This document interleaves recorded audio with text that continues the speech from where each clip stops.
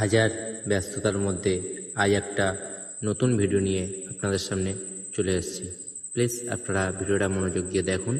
দাদাভাই কি বলছে শুনুন। সবার অঙ্ক মিলে কিন্তু আমার অঙ্ক মিলে না। আজও বুঝতেই পারলাম না, একটা বাইকে তিনজন কোনো সমস্যা ছাড়া বসতে পারলেও তাদের পুলিশ দেখে চালান কাটে, অথচ ওই ব্যক্তি সরকারি ট্রেনের কামরায় সিট নেই বলে ট্রেনের মেঝেতে শুয়ে পা রাখার জায়গা থাকে না। তখন কোথায় যায় সেই রুলস? গাড়ি কেনার সময় আমাদের কাছ থেকে রোড ট্যাক্স কেটে নেওয়া হয়, তাহলে পরবর্তী সময় রাস্তায় চলতে গেলে কেন টোল ট্যাক্স দিতে হয়? সরকারি হসপিটালে যদি সত্যি ভালো চিকিৎসা হয়, মানুষ যদি সত্যি আদর্শ ট্রিটমেন্ট পেয়ে থাকে, তবে কেন মানুষ টাকা খরচ করে প্রাইভেট হসপিটালে যায়? তার মানে কি সরকারি হসপিটালে ঘাপলা আছে, যার জন্য মানুষ বিনা টাকায় চিকিৎসা করার পরিবর্তে প্রাইভেট হসপিটালে টাকা দিয়ে চিকিৎসা করায়? যদি পলিটিক্সে আসার মূল উদ্দেশ্য হয় মানুষকে সেবা করা, তবে রাজনীতিবিদরা ভোটের জন্য নিজের পকেট থেকে কেন এত টাকা খরচ করে? এটা কি মানব সেবা উদ্দেশ্য, নাকি নিজের পকেট ভরানোর নতুন ধান্দা? আজ রেশন থেকে দেওয়া চাল মানুষ ট্যাবো চোখে দেখে, ভেবেই নেয় রেশনের চাল মানে খারাপ চাল, তাই তারা সেই চাল খাওয়ার পরিবর্তে বিক্রি করে দেয়। তার মানে কি রেশন থেকে খাওয়ার জন্য চাল দেওয়া হয় না, বিক্রির জন্য দেওয়া হয়? সরকার যে এত প্রকল্প দিচ্ছে, যেমন লক্ষ্মীর ভান্ডার, যুবসাথী প্রভৃতি, কিন্তু প্রশ্ন একটা, এই টাকার উৎস কোথায়? কোথা থেকে আসে এই টাকা? তবে কি সরকারের পার্সোনাল টাকা ছাপানোর মেশিন আছে, নাকি এই টাকার সোর্স সরকার ব্যতীত কেউ জানে না? আর একটা কথা থেকেই যায়, আমরা প্রশ্ন করতে জানি কিন্তু উত্তর চাওয়ার জায়গায় এসে থেমে যায়। কিছুক্ষণ আলোচনা,